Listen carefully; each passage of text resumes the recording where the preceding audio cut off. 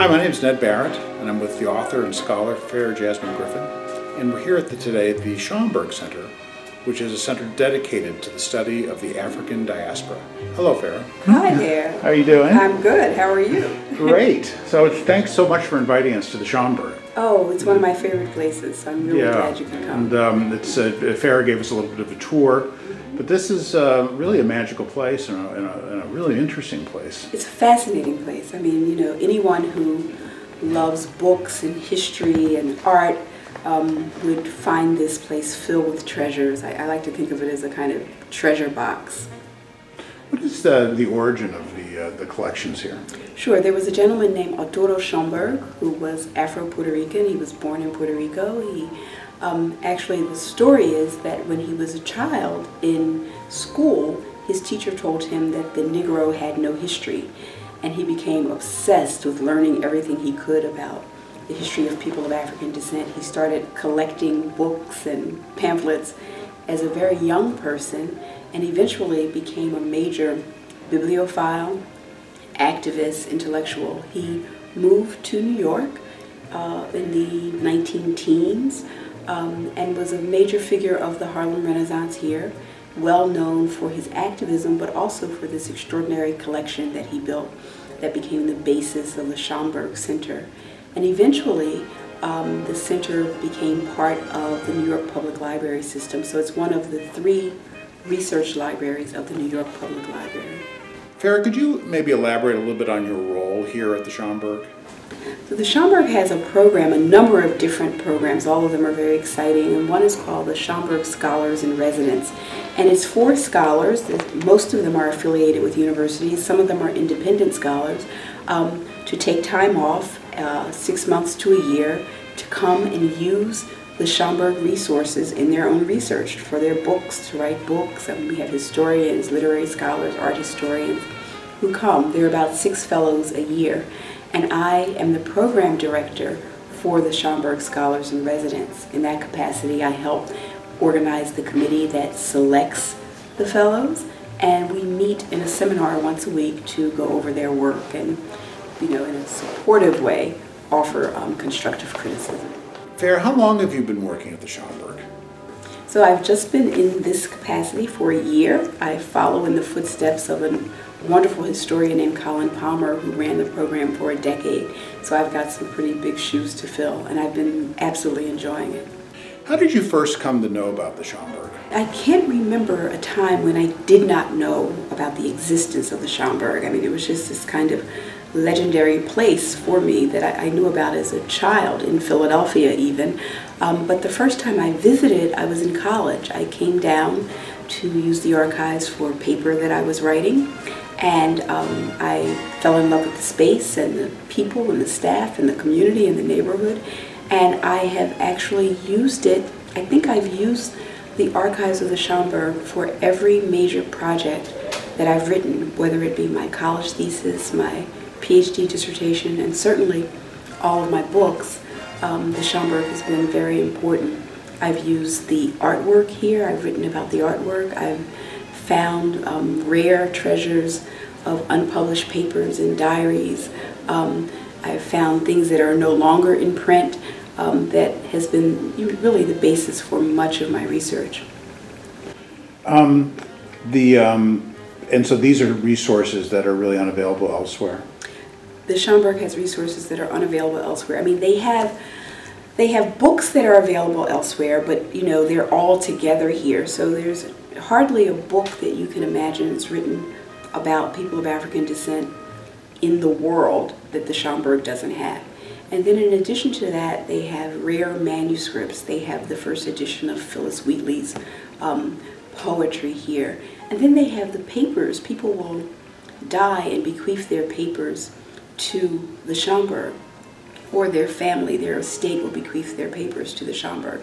So they have collections like that. They also have an extraordinary recorded sound division. And this isn't just you know, collections of records, things that have already been mass produced, but these might be interviews. When I wrote my book on Miles Davis and John Coltrane, I was able to use the interviews that the definitive biographer, Quincy Troupe, did with Miles Davis, so I could actually hear Miles's voice, get a sense of his voice, and what he had to say about his own life. There's original artwork, beautiful sculptures, paintings, prints that really are nowhere else, that can only be found here at the Schomburg. Farah, do you think that the Schomburg has given you a unique perspective on your writing?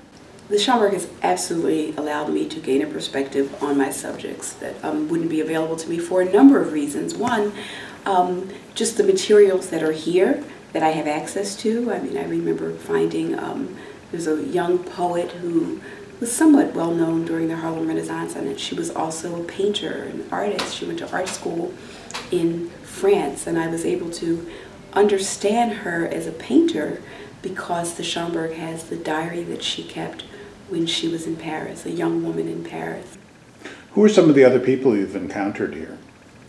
I've met a number of different scholars here, people like Brent Hayes Edwards.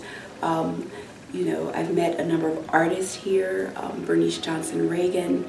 I've met, you know, different musicians who come and perform here. But I think the most interesting people for me have been the people who really claim it as part of the community and come and utilize, especially the reading rooms.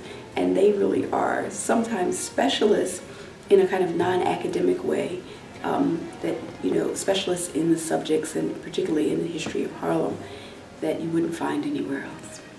Farah, I would think that the Schomburg Center has a unique place in the heart and in the culture of Harlem. Could you tell us a little bit about that? The Schomburg is definitely a core element of the community and the cultural life. The Schomburg's programs are well attended by people in the community. There's a sense of ownership that people have. I think that there are few institutions that communities feel that kind of ownership. Maybe the New York Public Library at 42nd Street, you have that sense too, that people who live in the city really do sort of feel invested in it.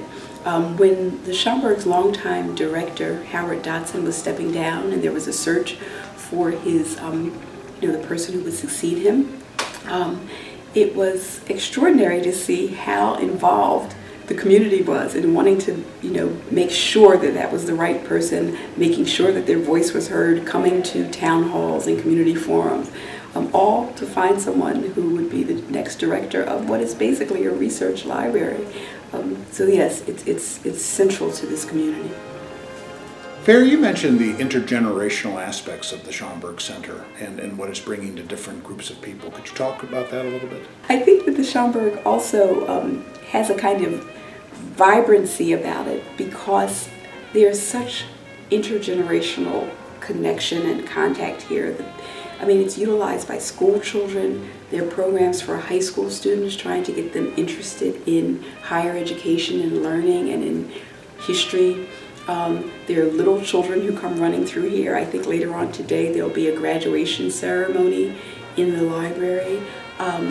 You know, from elementary school children all the way through college students doing their research and graduate students, and then also seniors, senior citizens who are a source of history themselves, who come here and utilize the programs. If you come to a concert at the Schomburg, if you come to a reading event at the Schomburg, you'll see multiple generations.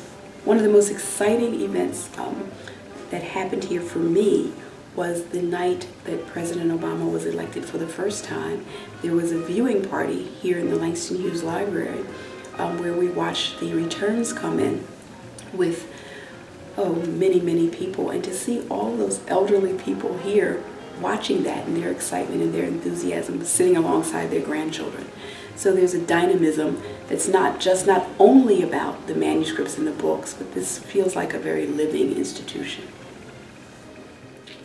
You know, I am curious about that, the reaction of the people to President Obama's election. What was your personal reaction when you learned that he had won? I was actually very surprised at the intensity of my emotions the night that President Obama won. I think that I wasn't necessarily prepared for how I was going to feel. I mean, I thought that I would feel that it was a big step for our country and that it would be significant. I think had I watched it anywhere else but the Schomburg, I might not have had that intense emotional reaction. And it wasn't so much to him as an individual at all. It was to the historical nature of the moment. And I was sitting between my husband and next to my, at that time, 80-year-old mother. And I was surrounded by elderly African Americans, many of whom had lived through Jim Crow. And to watch them witness this moment that they could simply never have imagined, to me was both a testament to the struggle that they had pursued and a testament to our country's ability to change. And I found that absolutely overwhelming that night.